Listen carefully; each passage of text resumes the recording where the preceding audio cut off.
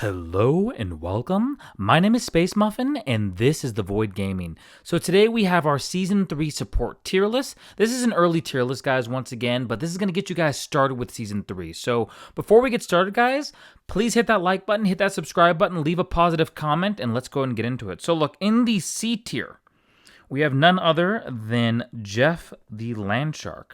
So Jeff still has some charm, right? He's got some survivability. He's got a pretty decent kit, but you know, the recent changes have kind of hurt his reliability. So he still offers, the splash healing and requires a little, it does require a little aim, but he still struggles to compete with the top tier supporters in terms of raw healing or utility. His ultimate is now far easier to avoid than it was in earlier seasons, and he's very team dependent. He is fun, right? He is viable for casual play, but I don't think he's ideal for competitive play. Awesome. So moving on to the B tier. So we do have quite a few guys in the B tier. So number one is Ultron. So the thing about Ultron is he's more DPS focused. He brings some great consistent damage and can still provide some healing through his ultimate. The problem, well, his healing tools are very limited outside of his ult, and I mean, I don't know. He fits well with aggressive comps, but he doesn't really have that sustain that the other as a primary healer basically. So still a decent support character, but not A tier. Next, we're going to talk about Adam Warlock. So Adam Warlock is also B tier. He arguably has the highest damage ceiling of any support in the game, and he brings definitely clutch worthy. He's got a very clutch worthy ultimate, which he can revive teammates, so that's really good. His healing is also strong, but his cooldowns are pretty long, and his abilities can cost the team quite a bit. Specifically if you mistime them. Right. When used well, he can hard carry, a fight, but consistency is kind of a challenge with this character due to that timing. Next we have in the B tier, Mantis. I'm actually going to put Mantis above Warlock. So the thing about Mantis is Mantis isn't a bad supporter by any stretch of the imagination. She doesn't excel in any one area, but she can buff damage, put enemies to sleep, and heal with, precision through the headshots. The tools are all there, but they require a little bit of finesse and don't offer the impact of higher tier supporters. She's decent, but not game changing. So I think she has a lot of good, like in Season 3, and this is kind of like, we're going to have to really look at the synergies here in Season 3, but for now, we're going to have Mantis in the B tier. So, as far as supports are concerned, we now need to go to the A tier. Okay, so this one's obvious. Rocket Raccoon. I can't speak English. Is gonna be going into A tier. So while his healing is more spam based, Rocket is fast, slippery, and able to revive teammates. A massive advantage that he has in the kind of these really tight matches. So you'll see situations where things get really tight, Rocket Raccoon kind of comes into handy there.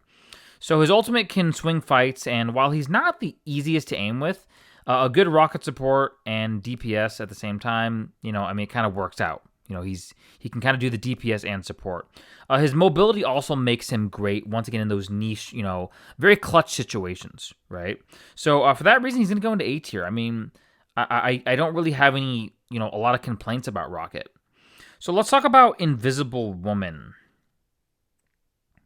So Invisible Woman is definitely going to go into A tier. So her damage and healing numbers may seem modest on paper, and her range is limited, but the Invisible Woman brings really good utility, fantastic utility, no pun intended, with her base kit that she brings to the table. So she's extremely durable for a support and can provide shielding, stealth, positional control. I mean, in a coordinated play, she's a really serious asset. She's very good. Definitely A tier. And you guys all kind of know who, like, the last A tier hero we're going to put in here, and that would be obviously Loki. So, look, guys, let's talk about Loki. Some would argue, I'm actually going to put Loki up here. There is an argument to be made that, some would argue that he's the best support in the game, right? If you're skilled enough to use him effectively, he offers deception, disruption, and solid healing. Here's the thing, though. His high skill ceiling and trickster gameplay, in my opinion, keeps him out of S tier. Very close. He's borderline, but he requires pretty much mastery. So, unless you're, obviously, pushing the top ranks, you're really not going to. He might not be as effective, right? But in the right hands, he's really good. So, moving forward to the S tier. Okay, so I think it's obvious at this point. I think we've kind of made ourselves very clear that Luna Snow is S tier this season. She has a very nice hybrid kit that offers healing, freezing, and high damage output. Luna continues to dominate the support meta. I mean, that's just a fact. Her ultimate is flexible. It can be used to either as a heal, a clutch heal, or damage amplifier, depending on what your team needs in the moment. She brings great versatility and fits into almost any lineup. So, that's kind of what brings her S tier, is that she, look, I mean, not everyone's pushing ranks, but if you're not, you can rely on Luna as a very reasonable healer in most comps. Pretty much every comp, actually.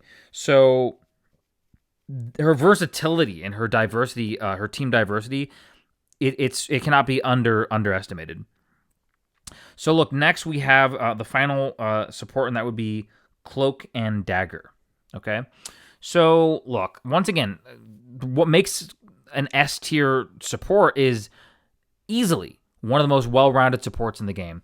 Their healing is consistent and easy to land, and they can dish out solid damage while doing it. And, their ultimate is arguably the best healing ult in Marvel Rivals at this time. It's not only heals allies, but also shields them from incoming ultimates, which makes them incredibly valuable during, obviously, clutch situations and team fights. On top of that, they excel at shutting down divers, making them a good pick. And once again, pretty much every comp, most comps, I would say it's a good pick. So, I mean, look, guys, that is our healer tier list. And like I said, we want to make it short and sweet. We don't want these 45-minute videos. We want you guys to be able to come back, reference this. As we get more data, we might make another tier list. But for now, guys, thank you so much for watching. Once again, hit that like and subscribe button, leave a positive comment, and we will see you in the next video.